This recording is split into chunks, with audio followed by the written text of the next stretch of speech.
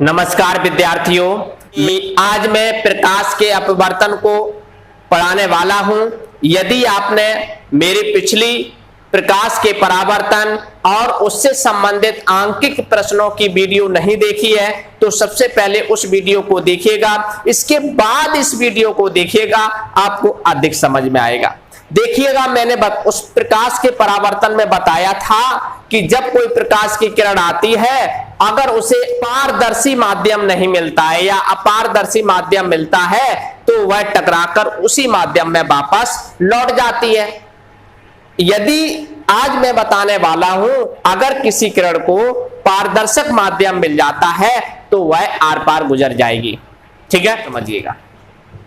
देखिएगा क्या है, ये पृष्ठ है, ये हमारा जो है ये पूरा माध्यम पहला माध्यम है जिसे हम वायु कह सकते हैं। इसमें क्या भरी हुई है? वायु भरी हुई है। और इसमें जो है वो उसमें जल कहे या कांच कहे या हीरा कहे, ये दूसरा माध्यम है। ये पहला माध्यम है जिसमें हमने समझ लिया कि इसमें वायु भरी हुई है, और ये दूसरा माध्यम है जिसमें मैं समझता हूं इसमें क्या भरी हुई है?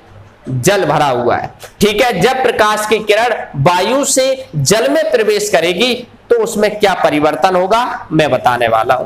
देखिएगा, ये हमारा कोई प्रकाश स्रोत है और प्रकाश स्रोत से बहुत सारी प्रकाश की किरणें निकलती है, और उन सभी में से एक प्रकाश की किरण क्या होती है? इस आती है और समझिएगा इस पृष्ठ पर गिरती है। ठीक है, जो प्रकाश की किरण आती है और पृष्ठ पर गिरती है तो उस किरण को आपतित किरण कहते हैं। क्या कहते हैं? आपतित किरण। ठीक है, आपतित किरण कहते हैं। और ये हमारा जो है दूसरा माध्यम है जिसे हम कह सकते हैं जल भरा हुआ है इसमें।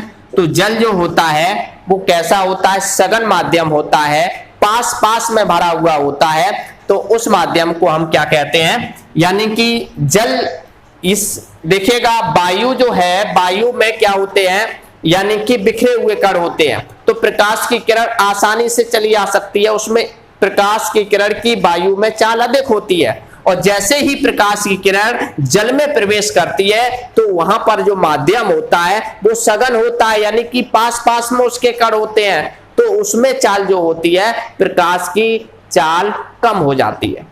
क्या होता है? जल में जैसे घुसती है प्रकाश की किरण तो उसमें चाल क्या हो जाती है? कम हो जाती है, क्योंकि ये जो माध्यम है बहुत पास पास में, यानी कि इसमें जो कण है बहुत पास पास में, ये सघन माध्यम है। कैसा है? सघन माध्यम। तो इसको हम क्या कह सकते हैं? ये सघन माध्यम है।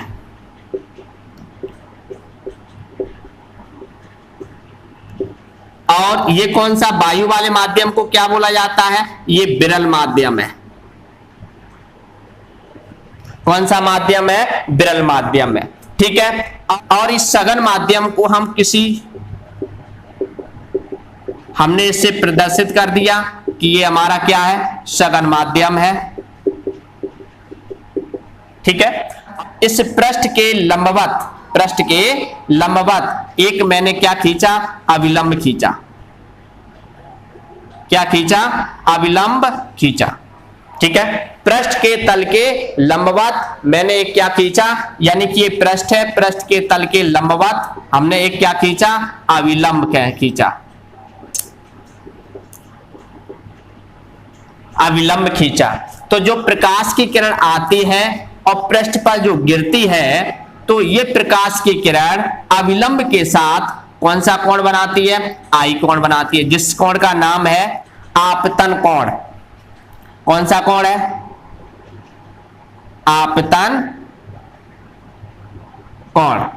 ठीक है, इसके बाद समझिएगा, टकराने के बाद प्रकाश की किरण जो है वो, यानी कि जब प्रकाश की किरण आती है और इस सतह पर टकराती है, और टकराने के बाद जैसे प्रवेश करती है, अंदर की ओर प्रवेश करती है, तो वो अविलंब की ओर झुक जाती है। किधर की ओर झुक जाती है? अविलंब की ओर। इस प्रकाश की किरण को जाना तो सीधा चाहिए था, लेकिन वो सीधी ना जाकर क्या होती है? अविलंब की ओर झुक जाती है। किधर झुक जाती है? अविलंब की ओर झुक जाती है।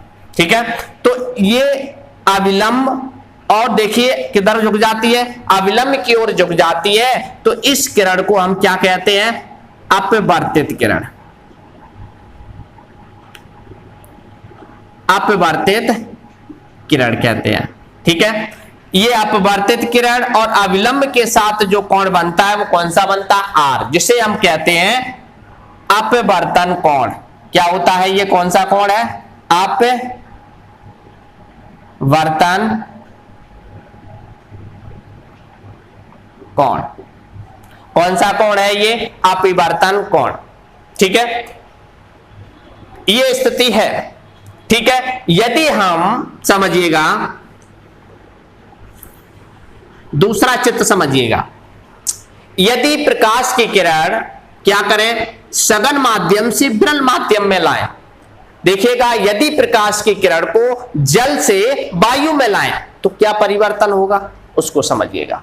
ठीक है, ये हमारा क्या है, अविलंब है, और ये हमारा कौन सा माध्यम है, सघन माध्यम है। सघन माध्यम है, इसे हम, इसमें ये समझिएगा, ये या तो जल भरा है या कांच है या हीरा है, यानी कि कोई ऐसा माध्यम है जो यानी कि सघन है, इसके जो पास पास में इसके कण है। ठीक है, तो यहां पर प्रकाश की किरण आ रही है, देखिएगा ये प्रकाश की किरण आई, और अब यहां पर देखिएगा, और ये विरल माध्यम में प्रवेश करेगी। किसमें करेगी, विरल माध्यम। जैसे ही ये विरल माध्यम में प्रवेश करती है तो ये हमारा क्या था, अविलंब। क्या था, अविलंब। तो ये क्या होता है, प्रकाश की किरण जैसे ही सघन माध्यम में आई, और सघन माध्यम में आने के बाद जैसे ही विरल माध्यम में प्रवेश करती है तो ये अविलंब से दूर हट जाती है। किससे दूर हट जाती है, अविलंब से दूर हट जाती है। जो प्रकाश की किरण आती है तो उस प्रकाश की किरण को आपतित किरण कहते हैं, और अविलंब और आपतित किरण के बीच में जो कोण बनता है वो आपतन कोण होता है। और यानी कि प्रकाश किरण दूसरे माध्यम में जैसे प्रवेश करता है तो वह अविलंब से दूर हट जाता है। ठीक है, तो इस किरण को हम क्या कहते हैं, अपवर्तित किरण, और जो कोण बनता है उसे कहते हैं अपवर्तन कोण। तो समझिएगा, हमने बताया, तो अब आपको समझ में आ गया होगा कि यदि हम प्रकाश की किरण को वायु से जल में प्रवेश कराएं तो प्रकाश की किरण क्या होता है, अविलंब की ओर झुक जाती है। और जब हम प्रकाश की किरण को जल से वायु में प्रवेश कराएं तो क्या होता है, वह प्रकाश की किरण या क्या अविलंब से दूर हट जाती है।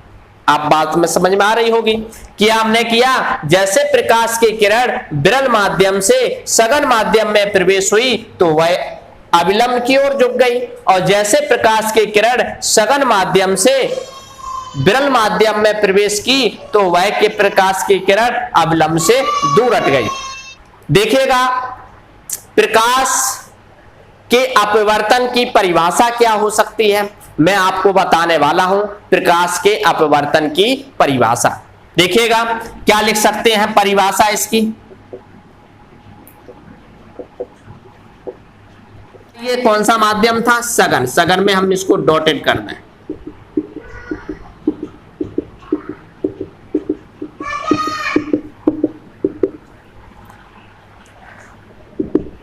देखिएगा, जब कोई प्रकाश की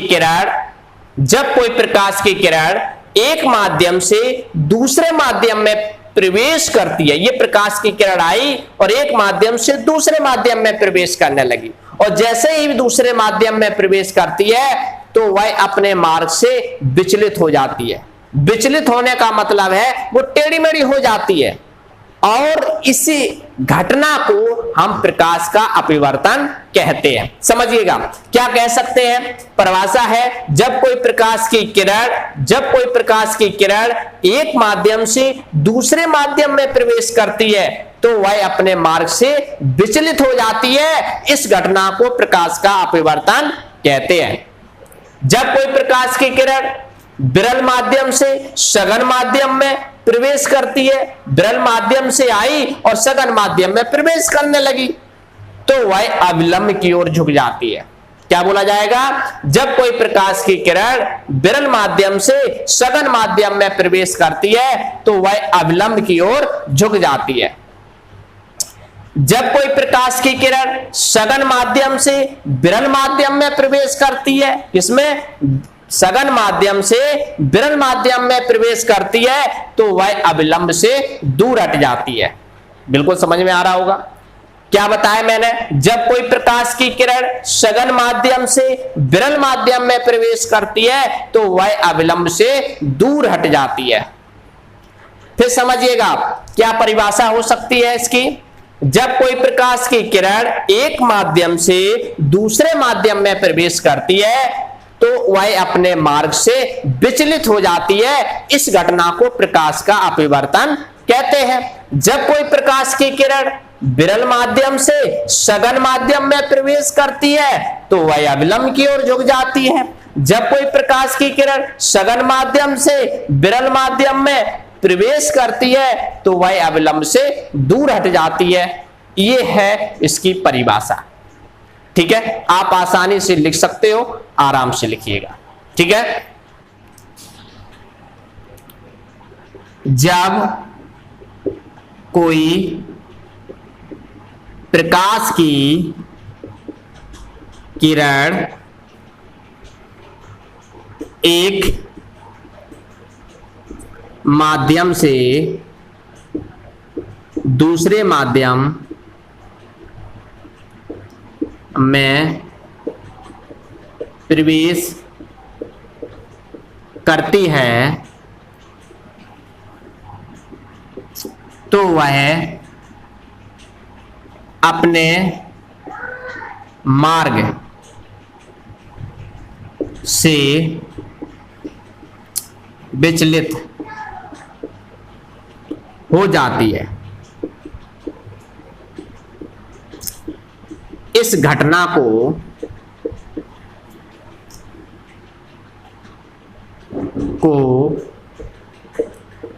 प्रकाश का अपवर्तन कहते हैं। फिर इसके बाद क्या है? जब कोई प्रकाश की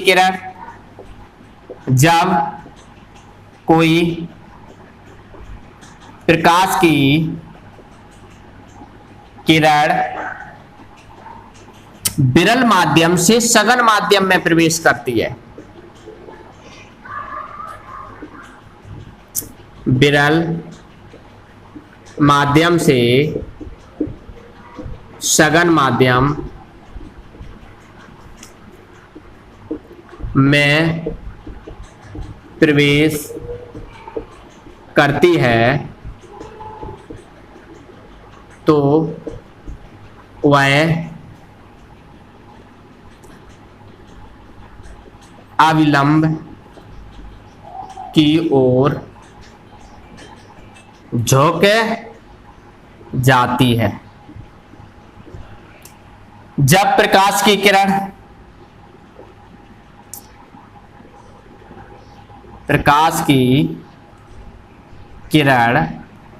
सघन माध्यम से विरल माध्यम में जाती है, सघन माध्यम से विरल माध्यम में जाती है तो वह अविलंब से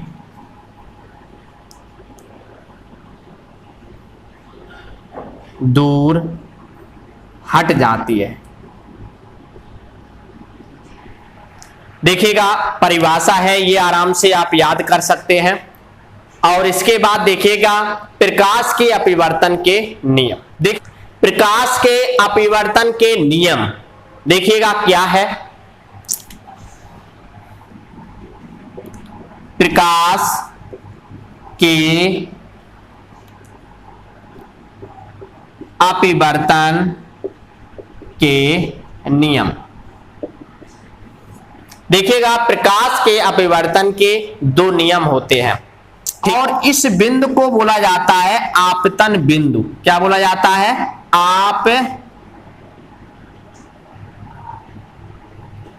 आपतन बिंदु। इस बिंदु को बोलते हैं आपतन बिंदु। जहां पर प्रकाश की किरण आकर गिरती है तो उस बिंदु को हम क्या कहते हैं? आपतन बिंदु कहते हैं। तो हम इसका देखिएगा, प्रकाश के अपवर्तन का पहला नियम। देखिएगा, पहला नियम क्या है? फर्स्ट नियम क्या बताया मैंने? आपतित किरण, अपवर्तित किरण और आपतन बिंदु पर खींचा गया अविलंब तीनों एक ही तल पर स्थित होते हैं। क्या बताया मैंने?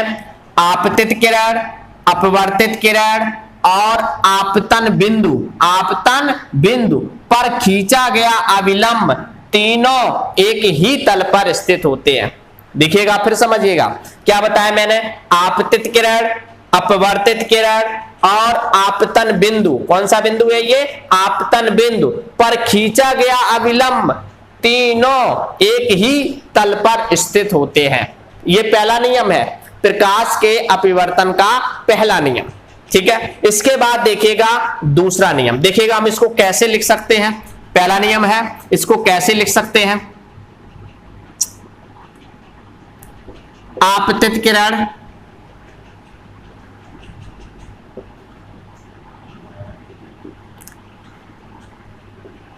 आपतित किरण, अपवर्तित किरण,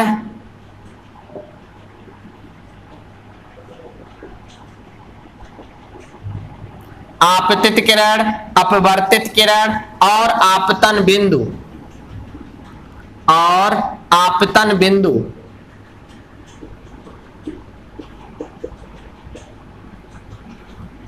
पर खींचा गया अविलंब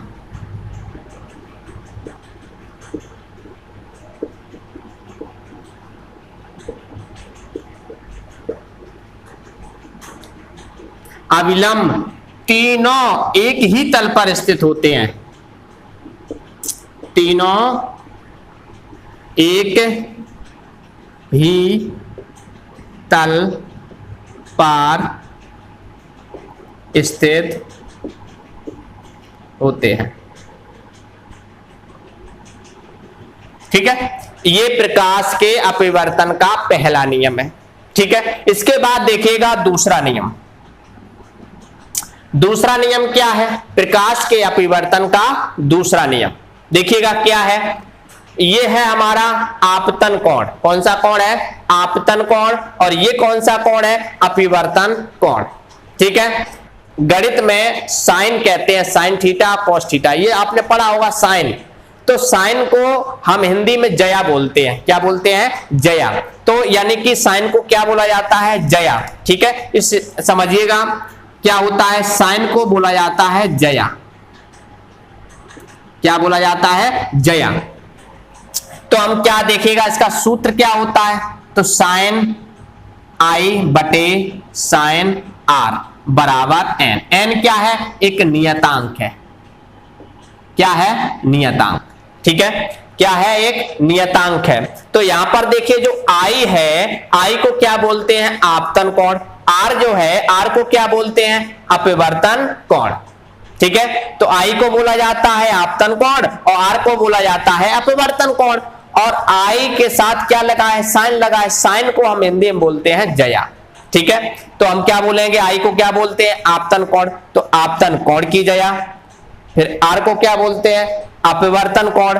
तो अपवर्तन कोण की जया का अनुपात एक नियतांक होता है। ये है हमारा दूसरा नियम। ठीक है, फिर समझिएगा क्या बताया मैंने? आई को क्या बोलते हैं? आपतन कोण। आपतन कोण की जया। आर को क्या बोलते हैं? अपवर्तन कोण। अपवर्तन कोण की जया का अनुपात एक नियतांक होता है। इसे हम स्नेल का नियम भी कहते हैं। क्या कहते हैं? इसे स्नेल का नियम भी कहते हैं। समझिएगा, आपतन कोण की जया अपवर्तन कोण की जया का अनुपात एक नियतांक होता है जिसे हम स्नेल का नियम भी कहते हैं। देखिएगा दूसरा नियम क्या है, आपतन कोण की जया, आपतन कोण की जया,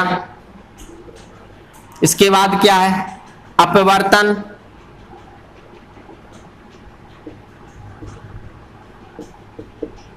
कोण की जया का अनुपात